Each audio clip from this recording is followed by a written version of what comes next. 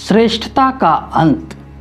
एक विशाल आम का पेड़ था, उसमें बहुत सारे आम थे, लेकिन एक आम जो था ऊंचाई पर पत्तियों की झुरमुट में छुपा हुआ था, जिस पे किसी का नज़र नहीं पहुंच पाता।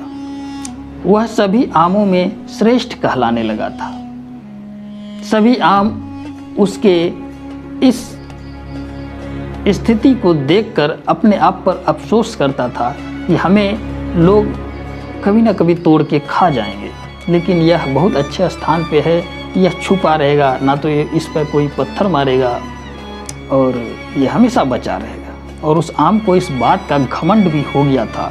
वो अक्सर बातें करते रहता था अपने आमों के समूह में कि सबको एक दिन किसी न किसी व्यक्ति तोड़ के खा जाएंगे, लेकिन हम बचे रहेंगे, हम श्रेष्ठ हैं सब में से। तुम लोगों की दशा कोई आज न कल पत्थर मारेगा और तोड़ के खा जाएगा। और हुआ भी यही। समय बीतता गया, लोग आते गए, आमों को जैसे तैसे तोड़ के खाते। आम की गुठलियाँ वहीं पे गिराए, आम का स्वाद भी बताया, क्या आम था, रसीला आम था, मीठा आम था, जिसका स्वाद जैसा लगा।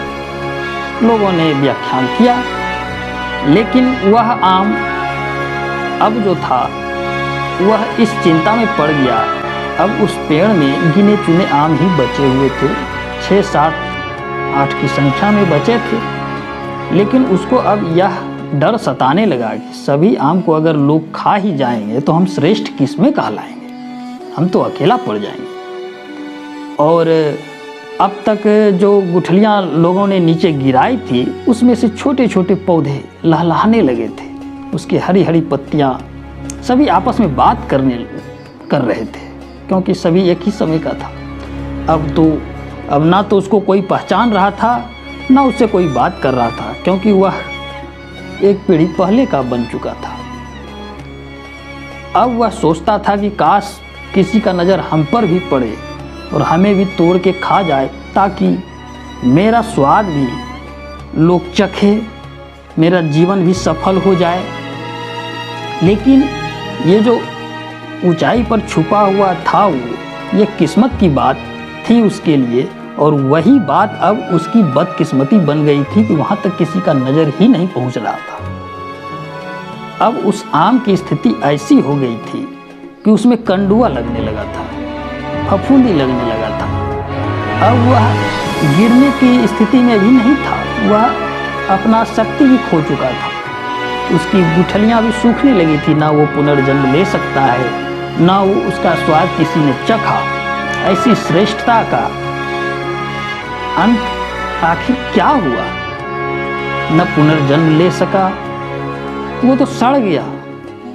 एक गीत मैंने सुना था, लकड़ी जल कोयला भई, कोयला जल भई राख, मैं पापन ऐसे जली, कोयला भई न राख।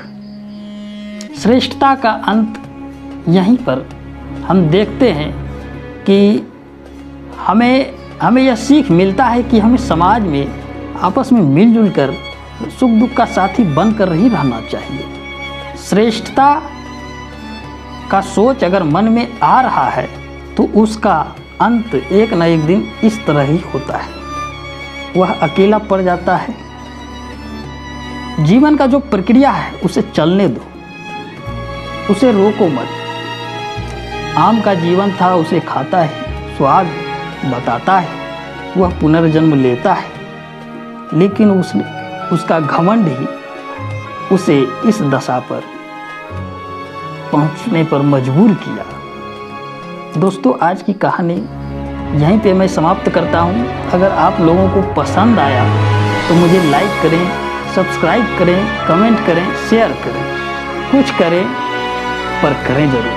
नमस्कार।